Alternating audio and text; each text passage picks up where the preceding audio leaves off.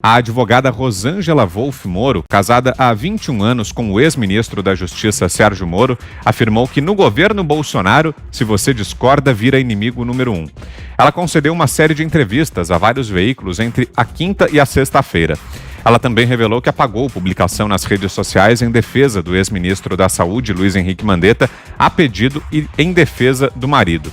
Às vésperas de lançar o livro Os Dias Mais Intensos, uma história pessoal de Sérgio Moro, Rosângela havia sido questionada sobre uma publicação feita dizendo que, entre ciência e achismos, no caso da pandemia do novo coronavírus, ela ficava com a ciência. A mulher do ex-juiz da Lava Jato relatou o que viveu ao lado do marido durante o período em que ele integrou o governo do presidente Jair Bolsonaro. Aspas. A saúde, para mim, é uma coisa muito cara. Eu me assustei muito com a Covid-19. Não acho normal 1.400 pessoas morrerem em um único dia. Não dá para achar isso normal. Ela explicou que fez a postagem como cidadã e que se sentia segura e feliz em ver o ex-ministro da Saúde, que é médico, como titular da pasta. De acordo com a advogada, Moro teria pedido para que ela apagasse o post, pois a fala causou um desconforto no palácio. Além de defender o marido, defender Mandetta e criticar Bolsonaro, a mulher de Moro aproveitou as entrevistas para pedir que o Brasil procure uma terceira via entre a esquerda e a direita. Não respondeu se o ex-ministro será candidato. E aí, Fiuza, o que achou das declarações da esposa de Sérgio Moro? Fiuza? Vitor, temos mais uma ideóloga de política aí, né? Eu acho que a Rosângela Moro, quando o Sérgio Moro foi protagonista do maior banho de justiça que esse país já recebeu, a Rosângela Moro não era protagonista, né? O Sérgio Moro era um juiz implacável contra bandidos que fazia muito bem o seu trabalho. E ponto. A questão de com quem ele era casado, deixava de ser, não estava em primeiro plano, né, naquele momento. Depois, coisas estranhas passaram a acontecer. Agora, enquanto Sérgio Moro decidiu ir para o governo, assumiu o seu trabalho no governo, onde ficou mais de um ano, né, como ministro da Justiça, declarando que era leal ao presidente da República, declarando que não havia interferência do presidente da República na Polícia Federal. Eu não via a esposa dele expressando esse tipo de indignação, né? De repente, nós vimos no início da pandemia o ministro da Saúde virar um ministro de oposição, né? Hoje sabemos, o Mandetta, esse que a Rosângela Moro elogiava, é aquele que estava jogando sinuca sem máscara, né? O tarado do lockdown que se aglomera num boteco, tá com aquele taco ali matando um coronavírus, provavelmente, né? Esse é o exemplo que a Rosângela Moro se fascinou, de repente, durante a pandemia. E, aliás, Vitor, devo registrar que o início da pandemia marca uma guinada no comportamento do Sérgio Moro.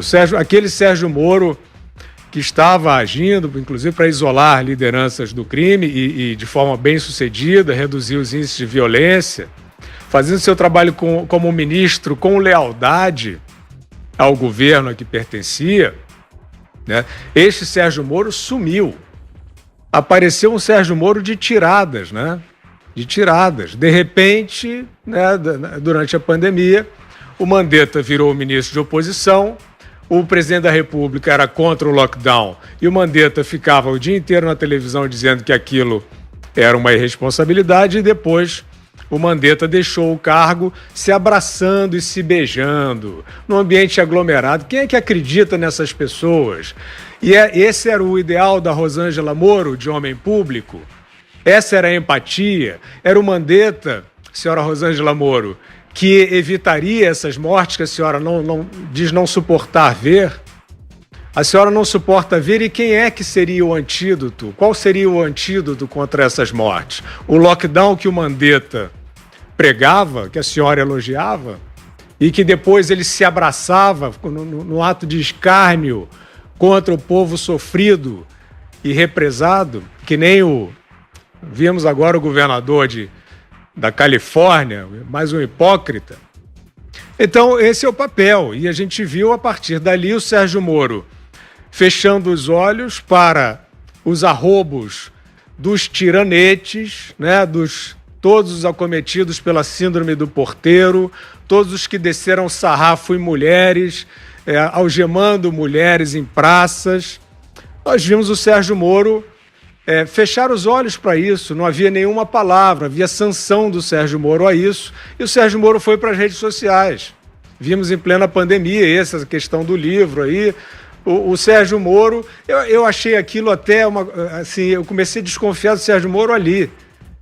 Ele assim, numa postura nada condizente com o momento dramático que o país representava, como ministro da Justiça, na quarentena, lendo um livro, enquanto as pessoas apanhavam de tiranetes no meio da rua, e o Sérgio Moro dizendo prudência, prudência. Estava fazendo um proselitismo, estava fazendo uma panfletagem barata, rasteira contra o presidente para montar uma carreira política, né? Então, Vitor, nada do que há aí nessa triste história de um grande personagem brasileiro, que é o Sérgio Moro, nada do que há aí nessa triste guinada tem a ver com ética, tem a ver com empatia. Isso é cálculo político mal feito.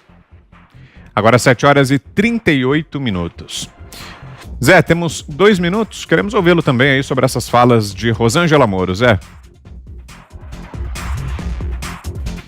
Ô, Vitor, é uma fala fora do tempo, né? Mas a gente pode analisar.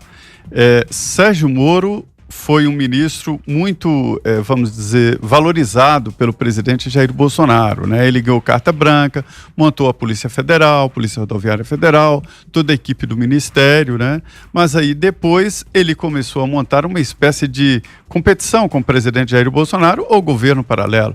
Nós vamos ser inocentes, o presidente eleito e empossado foi Jair Bolsonaro e não Sérgio Moro.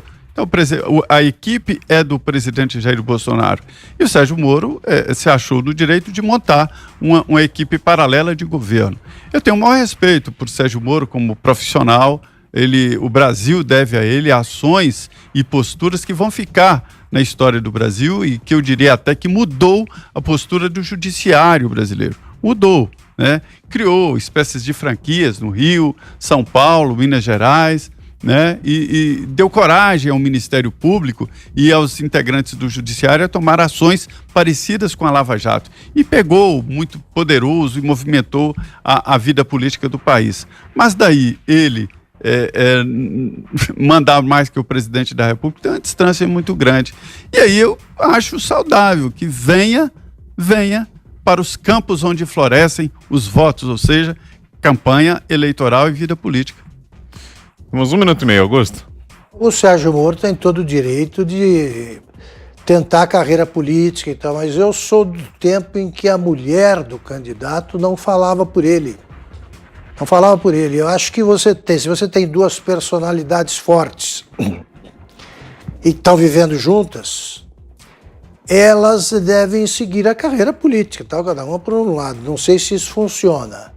No caso da Gleisi com o agora ex-marido, que foi ministro dele... Paulo Bernardo. Paulo Bernardo não funcionou muito bem. Não, os dois viraram casos de polícia. Agora, realmente eu venho de outra época. A mulher do político não fala por ele. Não fala por ele. A Marta Suplicy, o Eduardo Suplicy viveram juntos uma vida, cada um falava por si. Acho ruim para qualquer candidato ter a mulher como porta-voz. Ela deve aparecer em determinados momentos. Por favor, não misture isso aí com misoginia, que eu não estou com paciência para falar bobagem hoje. É só registrar que se fosse a mulher, a política, também o marido não deveria falar por ela, como acontece nos melhores países, etc., etc.